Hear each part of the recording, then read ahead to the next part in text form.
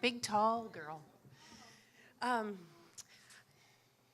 You said earlier you have so many people in your life who are so wonderful, and I'm very much the same, and sometimes I hesitate to tell stories because they involve all of these people.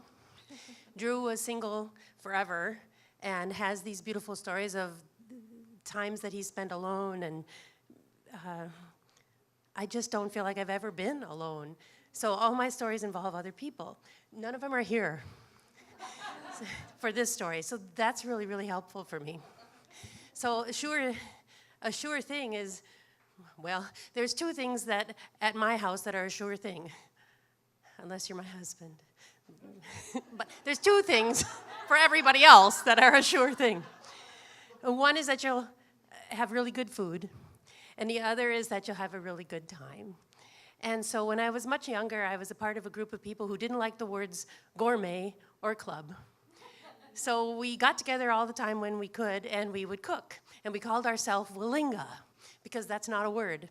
And people would walk in the house and yell, Willinga! And whoever was hosting would say, would tell people what they would have to make. And it was this wonderful stretch of learning how to cook beautifully and to entertain. And it got us all really good equipment and really good people, and we learned how to cook together. And one night, we were all together cooking and laughing, and whoever was the host had usually a signature cocktail and maybe some wine, and usually some wine and some other kinds of cocktails and these kinds of things. And I don't know how to not say names. So Peter and Lisa were there, and both Peter and Lisa were physicians. And they were these wonderful, happy, quiet people. And Chris Grams was there, and he had a bad toenail. He had kicked a door or kicked something. It was horrible, and it was falling off, and he'd been into the Dr. Peter about this toenail.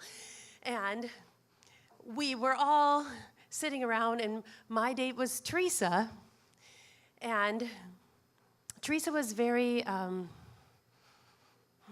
proper and lovely and perfect and amazing. And I'll never be anything that she ever is. And anyway, we all decided that we would Peter said to, I'm terrible at this. Christopher said to Peter, this toenail still hasn't fallen off. You told me it would fall off. It's not fallen off. And Peter said, let me see it. So Chris took his sock off, and then Peter said, well, here, and he picked up the toenail. And everybody said, somebody's got to eat this toenail. Yes, because there was wine. The food was really good. And so then here we were with a toenail in a bowl. Pretty soon all our names got put on pieces of paper and in the bowl, just like the towel. And I hope there are no dead toenails here, but we drew all the names right out of it was the last person's name that was left. They were going to eat the toenail. And everybody else's, I don't know how many were there, 10. Everybody else's name was pulled out of the hat until it was Teresa and me. So I went immediately over to Chris, grabbed it, and ate the toenail. Because there's two things at my house that are a sure thing. Good food and a really good time. And Teresa would not have had a good time if she would have had to eat that